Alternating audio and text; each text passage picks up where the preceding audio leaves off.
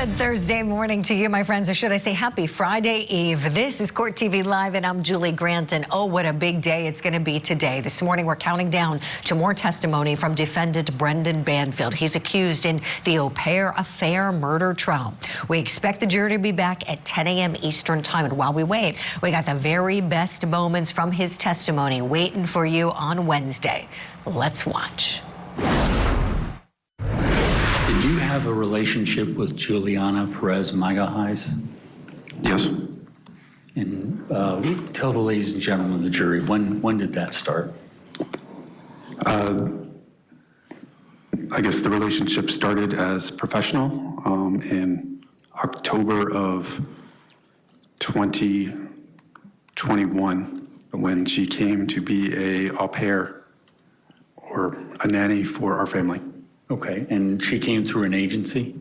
Yes, from Cultural Care is the agency. What were the parameters of the Cultural Care exchange that she came through? Do you know? She would come and provide childcare for the family. It would include room and board, that she would be able to take educational opportunities, such as at a local community college. She can work, I believe, up to 45 hours a week, and she would generally provide a loving environment and activities for Valerie.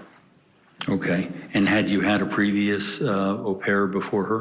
Yes, we had an au pair prior to her. Her name was Amanda. She was with us for 2.5 years. And so Juliana was your second au pair? Correct. And so explain kind of from when she got there in October 21, what were her duties and how did you utilize her time when you and Christine were working? So once we moved to Virginia, our work schedules were, I guess, more erratic because my work schedule was not set any longer as well. So Christine would still be working generally the 12.5-hour days, but I may have to work at hours that could start at 5 in the morning and sometimes could be going late into the evening. So while generally I would know what I had to do for the day and maybe how long it would take, it wasn't convenient for conventional childcare in terms of having Valerie go to, say, a daycare, because generally they're not open at 6:30 in the morning until nighttime. So generally, the au pair that we had would work similar hours to that Christine had. And when I got home from work, the au pair would be no longer working for the day, or if it was on the weekend that Christine had to work, the au pair generally would be off. So the au pair kind of worked basically 3 12-hour shifts coinciding with Christine's job most of the time. But sometimes if Christine didn't have that many hours during the regular work week, Christine may choose to have the au pair work other hours so that Christine could get things done around the house or other activities that she had to do. So in terms of your contact with Juliana, describe for the ladies and gentlemen of the jury, what kind of contact would you have on a daily basis prior to having a relationship? Prior to having a relationship, it was mostly logistical. I may inform her when I was going to get home from work, if I had any delays, making sure that Valerie was getting to, say, dance lessons if Christine and I were not available then. Juliana would generally bring Valerie to preschool on the days that she was working.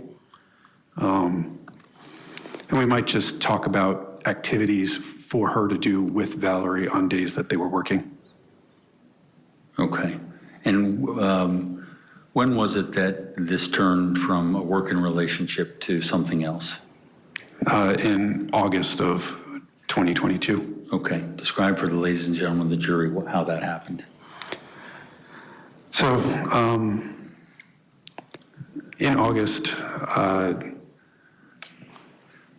Juliana and I were home alone. I had to work on both Saturday and Sunday. So I believe the original day was a Friday. Christine and Valerie were in New York, and Juliana started texting me while I was preparing food in the kitchen.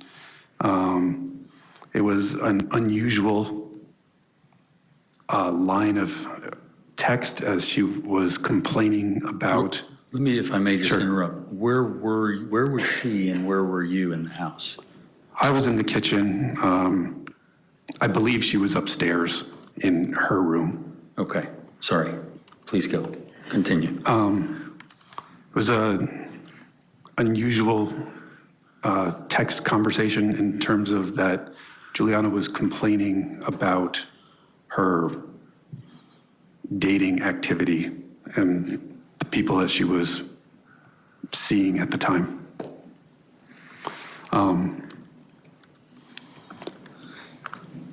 I don't particularly like texting, and I think I basically said that if she wanted to talk, that she could come to the kitchen. Okay. And what, if anything, happened? At that point, Juliana showed me quite a few screenshots of her dating app. I believe it was Hinge, and the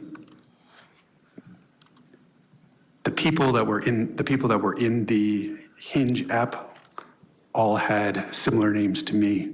Their names were Brendan and Brandon and Brennan. And these were people that she had matched with on the app. And so, and how did it progress from there? She was making quite a few jokes about it. At some point, I finished cooking and was eating. I don't believe that Juliana actually ate dinner at the same time. We talked about other unrelated things. Talked about there was some family history of alcoholism and how her family in Brazil was dealing with that. And we'd spent maybe an hour and a half or 2 hours talking about some random things, but also about her dating history. During this time,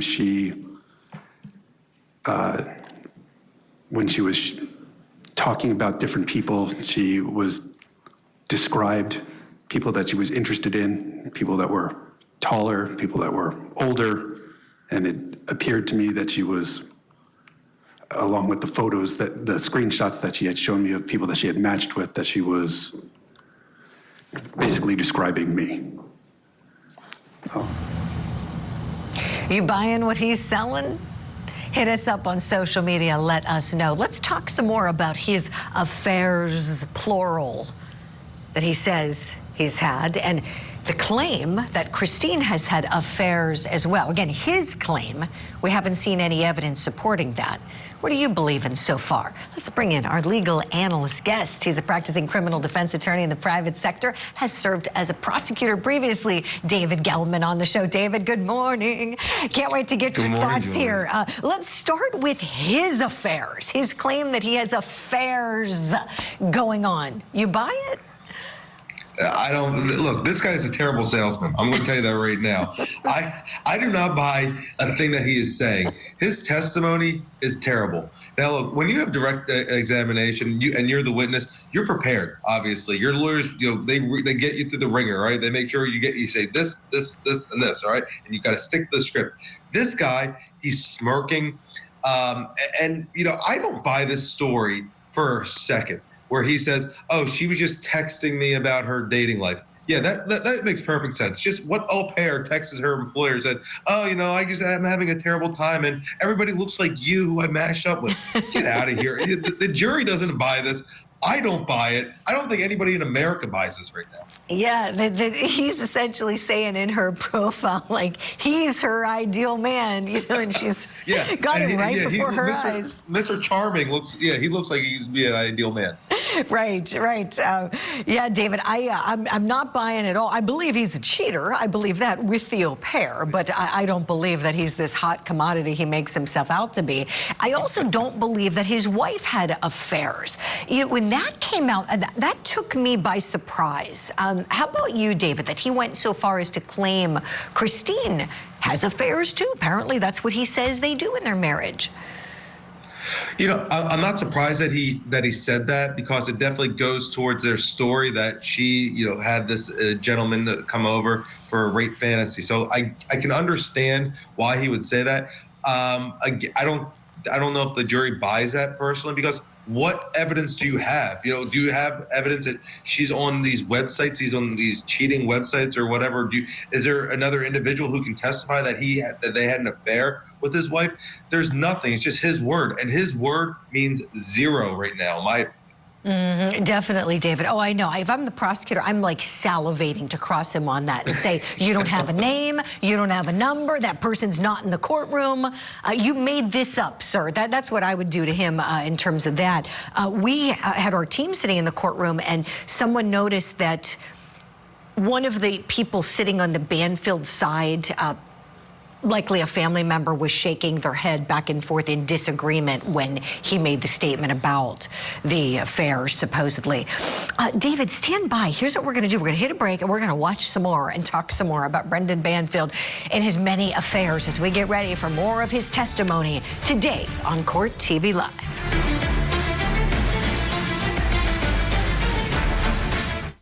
Did an affair lead to double murder? The Commonwealth's Attorney's Office has secured an indictment against Brendan Banfield for the murder of his wife, Christine, and the murder of Mr. Ryan. Prosecutors allege the defendant planned to run away with the family's au pair. So he killed his wife and another man. Use it. I'm gonna kill her. I'm gonna kill her. It's a case of sex, lies, and deadly deception. The Au Pair Affair murder trial. Live coverage today on Court TV.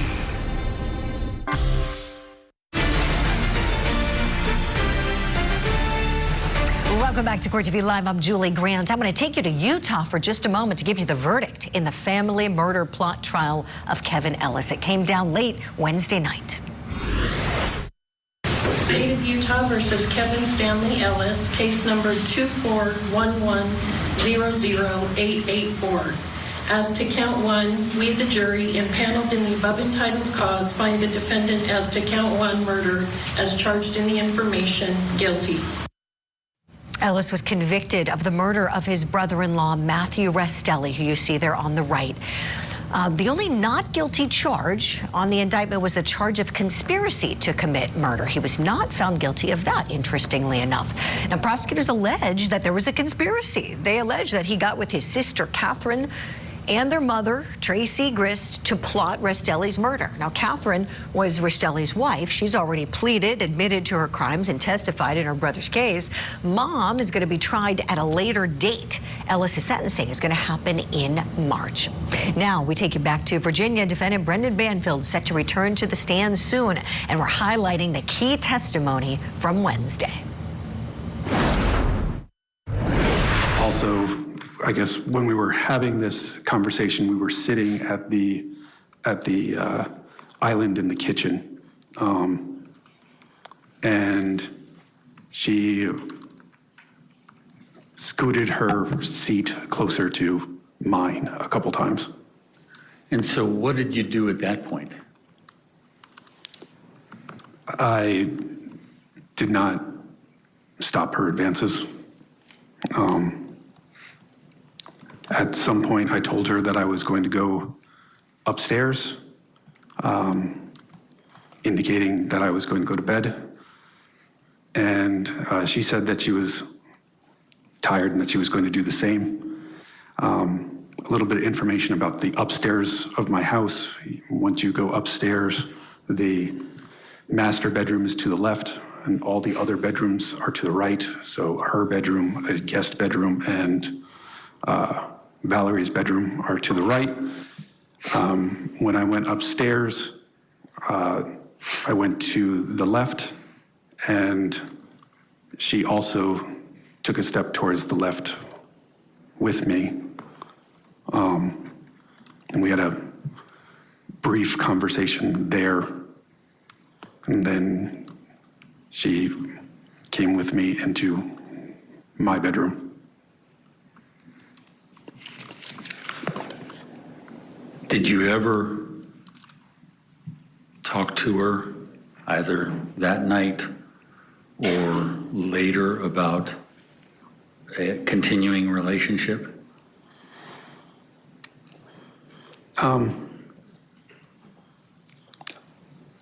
We did not talk that night about continuing a relationship. We did talk about, I would say, in the next few days, I guess we spoke a little bit about the relationship. She had indicated that she was concerned that I was going to tell Christine and that she was going to be essentially fired and sent back and lose her job,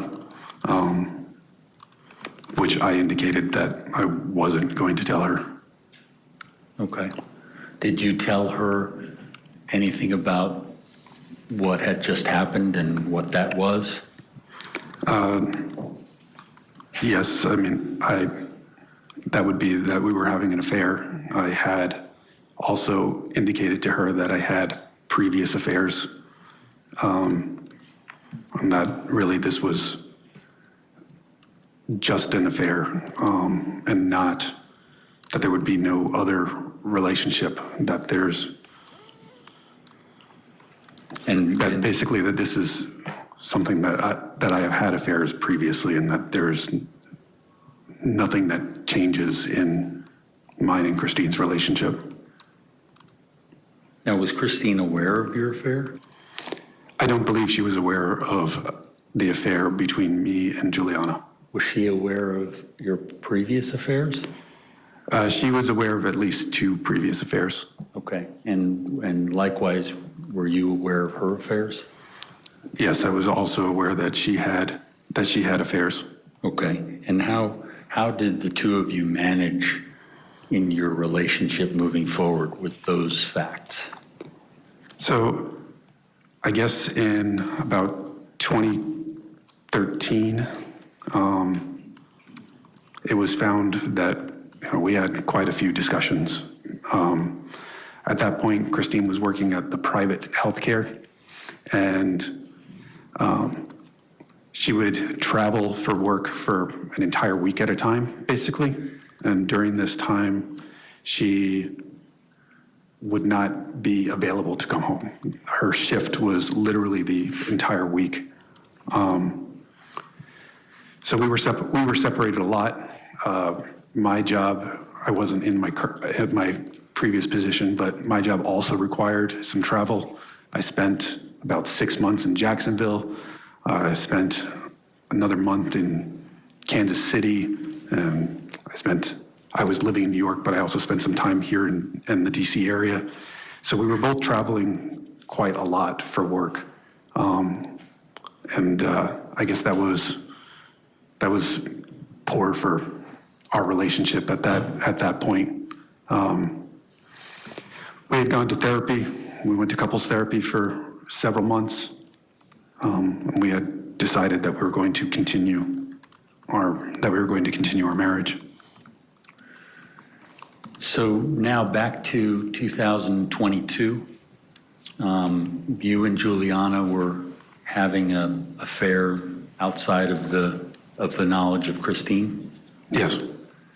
And how did that look on a daily basis?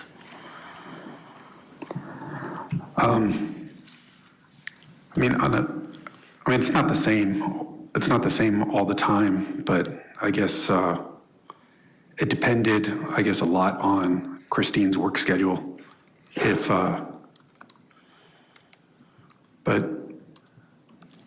So Juliana may spend time with me and Valerie during the day instead of when I would get home from work. Juliana used to just kind of leave. She might go to her room or she might go out prior to our relationship. And afterwards, it was more like she chose to do whatever I was going to do with Valerie, whether it was going to be stay home or, I was Valerie's soccer coach. So when I would go to soccer practice, sometimes Juliana would go, even though I wasn't interacting with her at all. Basically, she was choosing to be with me whenever she could choose to be with me. So let's move toward the October timeframe of 2022. Did you ever create any sort of a plan with Juliana? No, there was no plan. At this point, our relationship is maybe 6 to 8 weeks old. I think that it's an absurd line of questioning for something that is not serious, that a plan was made to get rid of my wife. That is absolutely crazy. Really? Was it crazy now? What do you think about his testimony? He's going to be back on the stand in just about a half an hour from now. We're going to go there live together. When we come back, we're going to replay the testimony from Wednesday where he talks about taking the au pair to the firing range to train her. Why was this necessary? You'll hear his answers on the other side of the break.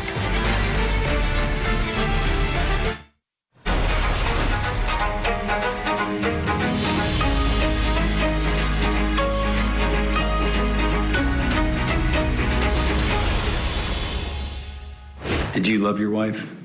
Very much. Did you ever create any sort of a plan with Juliana? No, there was no plan. That is absolutely crazy. Brandon Banfield says the idea that there was a plan is a crazy idea. And we just got word he's in the courtroom. Let's show you a live look right now in Virginia. We're getting ready for testimony to start back up. Oh, and now we got the seal. Okay, well, that's all right. That's all right. I think I'm mistaken. Apparently, we don't have him yet being brought in. We just have our camera shot up. Okay. All right, fear not, my friends. We're all ready to go. We're going to see him shortly here. Got about 28 minutes to go till the start time. The judge is very prompt, so we expect things to kick off at 10 a.m. Eastern. While we wait, we're looking back at his testimony on Wednesday. Here's where he talks about taking the au pair to the gun range. So, with no plan, let's talk about Silver Eagle Armory. Sure. Okay. So how did that happen where Juliana went to you or went with you to the Silver Eagle Armory? So it was basically one of those things where it was something that I was going to be doing outside the house. Generally, I would go to a shooting range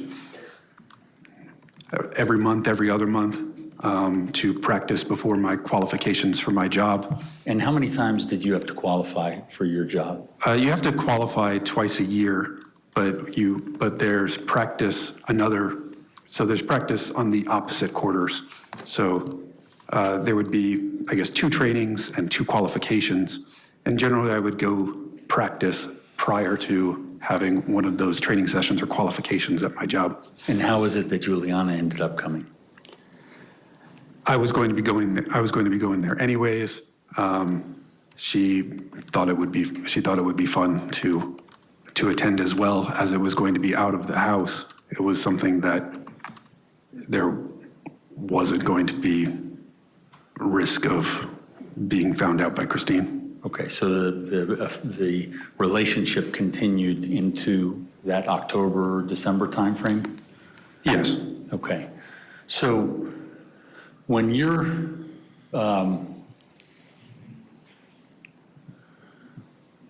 in terms of training for people that go to Silver Eagle, is there any sort of training class or anything like that?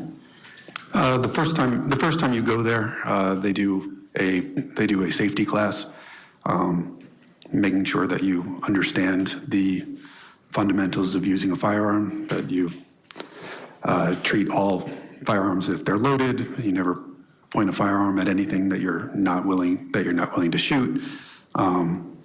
Things like that, making sure that you understand the safety mechanisms of a firearm, and making sure that you understand range etiquette, that the gun should always be pointed down range, should never be pointed at another person, things like that. And is this something that you knew through your training? Yes, this is something that is also discussed in my trainings. And so would this training that you're talking about at Silver Eagle be for someone who's never shot a gun before? Yes, it would be for a kind of a beginner lesson. Okay, and she went with you twice, correct? Yes, she did.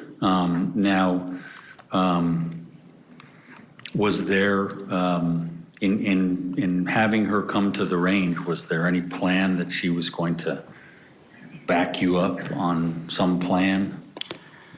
I mean, there was no plan at this point when we had gone to the range. There was none of the suspect email account. There was no FetLife account. There was no Telegram messages. None of that existed at the point that we went to the range. Okay. Now, did FetLife or Gmail or Telegram ever exist for you? I did not know about them until after Christine died. I didn't get to see them until after Juliana's arrest. Okay, so with his testimony, the au pair is a shooting novice, but yet just a couple of weeks later, she's comfortable carrying concealed. Does this smell right to you? Let's bring in our legal analyst guest, attorney David Gelman, watching along. David, I'm sure you got a lot of things to say about this. Your thoughts on the au pair, her firearms training, and how there was no plot to have her backing him up? You know, he really has the smartest guy in the room syndrome. That's exactly, I'm going to trademark that, honestly, because he must think the jury is just completely dumb, that they're just going to believe anything he says. All the things that come out of his mouth, I just don't believe. And you know, Julie, going back to your last segment, when you made a comment about, like, you know, I can't believe this or whatnot. I want to see the jury's reactions, because the women on the jury they have to be just fuming right now, I would think, in my opinion. Look, the only reason that the au pair even went shooting was probably, he's like, hey, let's go shooting, then we'll have sex. Probably something like that. Like, I'm pretty sure she didn't say, oh, I want to go shooting with you. I don't know many people that would probably do that. But, who knows? And then to go to your point, she is a novice. And then a couple weeks later, she's carrying. That is unheard of. I can't imagine anybody, especially a 21-year-old woman from Brazil, thinking I can go carry a gun now after just going to the shooting range once or twice. Blows my mind. Nobody's going to believe this. I'm with you, David. I'm with you. And for any jurors who might be gun people, you're going to be like, okay, that gun he bought her, it's a Glock 43X, a small, subcompact firearm. Yeah, it has the extended, grip, so easier maybe to hold for somebody like her who may not be so easy to conceal. It stinks to high heaven that this was a setup. And as you said, the jurors are smart and going to be looking at this. Yesterday, we got word that there was a juror sitting with their arms crossed, staring right at him as he's telling all these stories. We'll try to get some more information on the jury for you today, David. But this plot, I just keep thinking about how dangerous this is to put a firearm in the hands of that au pair who doesn't seem too bright to me, and have her allegedly being like the backup shooter. It makes no sense. It really doesn't. I mean, you got to think to yourself, this guy is an FBI, or not, he was an IRS criminal investigator. How good of a job did he actually do, if you think about it? Because if you're putting a gun in a 21-year-old girl, I think you got some pretty big issues here. I guess he trusted her, and love cures all. I guess he's probably thinking, right? Yeah, love is blind, right? Who knows? Or if you're Brendan Banfield, you can't go through the streets without people throwing themselves at you. Apparently, that's what he says is going on, him and all his affairs. David, I wish you love middle-aged receding hairline guys. I don't know. Yeah, he was what she was looking for, according to that profile. That everybody was like, that he was what she was desiring. We got a live look at the courtroom. I am being told. Let's take a look now at what's happening in Virginia. We still got the seal on the wall. No action yet in the courtroom, but that's going to change in about 20 minutes. Got that countdown clock going for you. Stay with us. We'll be right back. What are you reporting? Fire. The tragic murder of Keith Canero and his entire family. The defendant repeatedly shot and killed his brother and then moved to murder the rest of the family inside the home. Their sprawling mansion set on fire. Paul and Keith were not only brothers but business partners. This one is the most brutal case that I've seen in my experience here. The Mansion Murders Trial. Live coverage today on Court TV.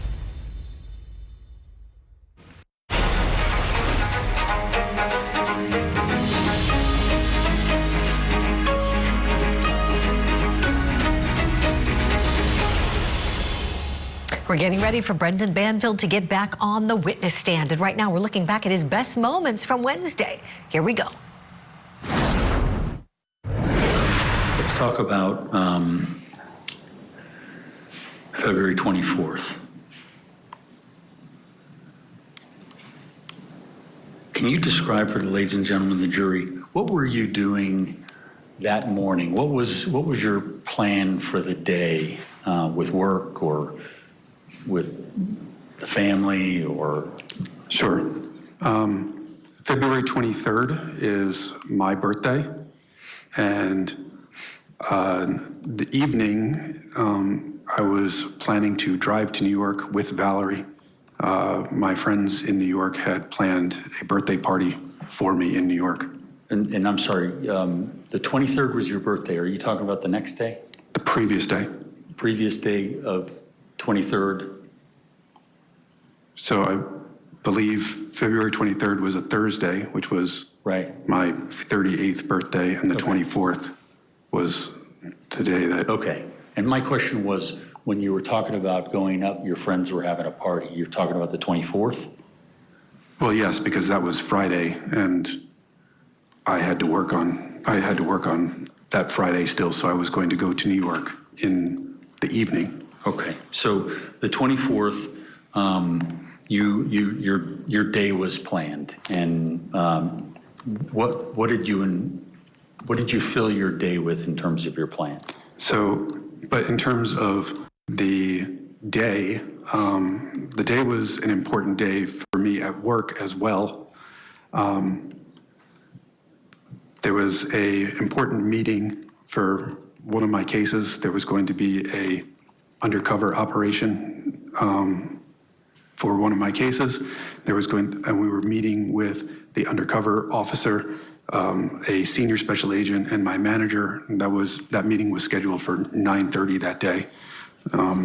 This was a particularly important meeting for me, as had been indicated that success in this case may lead to me getting a promotion to a senior special agent. Okay, so had you ever heard that kind of talk before? Yes, other people that were hired at a similar time as me, you have to hit certain milestones before you could progress to being a senior agent.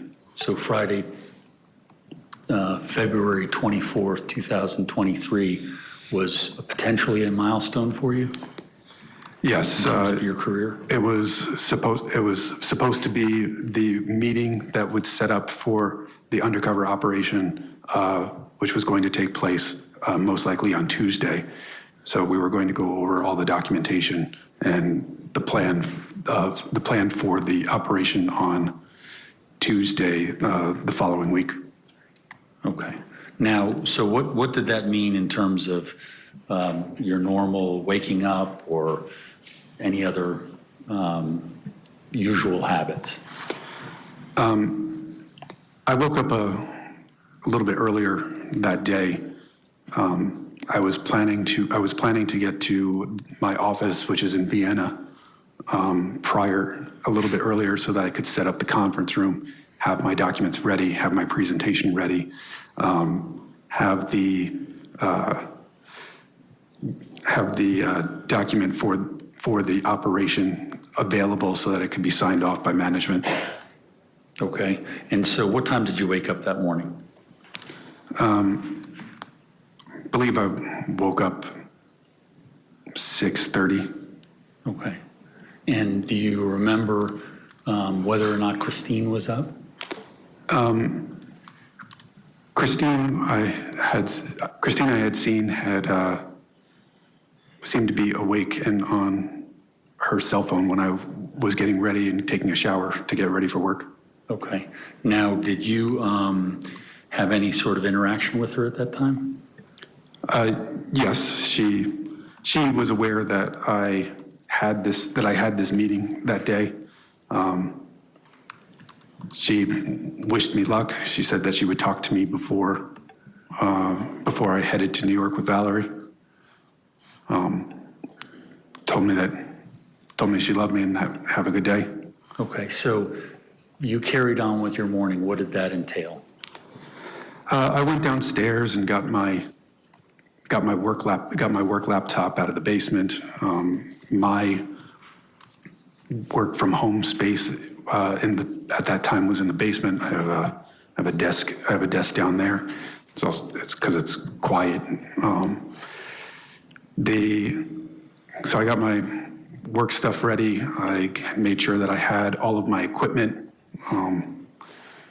Getting ready on a typical day would mean that I need to have my credentials, which includes my badge, my firearm, my holster, my handcuffs, two magazines, a belt clip badge, my work cell phone, and then generally I would also have my personal cell phone, my wallet, and my keys, which includes to my government vehicle.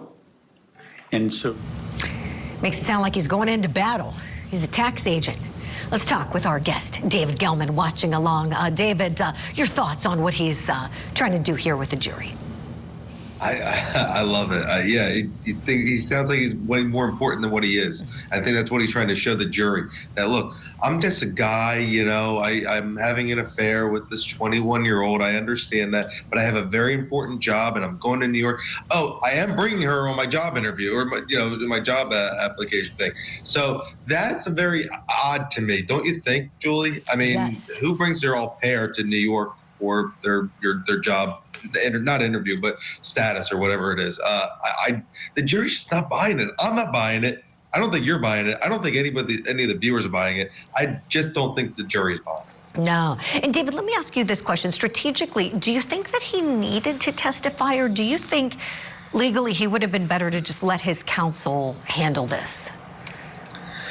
It's a really good question. I didn't think the trial was going his way. And when you have these types of situations, you got to throw up a Hail Mary, meaning you have to testify.